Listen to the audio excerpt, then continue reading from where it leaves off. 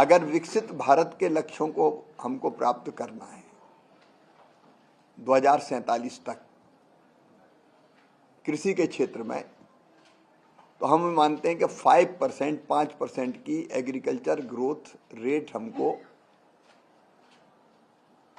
लगातार बनाए रखनी पड़ेगी, एग्रीकल्चर एंड एलाइड सेक्टर। और जो विचार मंथन अभी हो रहा है उसमें से ये निकल के आया कि ये संभव है, ये किया जा सकता है और निश्चित तौर पर हम ये करेंगे। लेकिन कुछ चीजें जिस पर हम लोग चिंतन कर रहे हैं और जिसके समाधान ढूंढना है, उनमें से एक है हमारा फूड ग्रेन, जो 93% इलाके में देश में बोया जाता है। उसकी अगर हम ग्रोथ देखेंगे तो वो ग्रोथ अभी कम है, विशेषकर दलहन और तिलहन की ग्रोथ रेट अगर हम देखें तो ये 1.5% के आसपास ही आती है।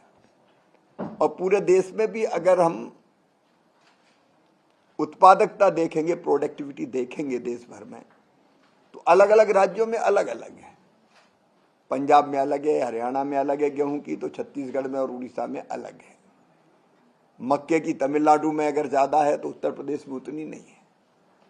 तो एक हम लोग ये विचार कर रहे हैं कि ये जो गैप्स हैं उत्पादकता के, उस गैप को हम कैसा भर सके। थोड़ी परिस्थितियां अलग रहती हैं, कहीं कम ज्यादा बारिश, कहीं मिट्टी का प्रकार, लेकिन ये इतना बड़ा अंतर नहीं है कि ये गैप भरे ना जा सके। एक तो वेस्ट और वेस्ट, इसके बीच के अंतर को कम करके एवरेज पे कम से कम हम पूरे देश को ले आए।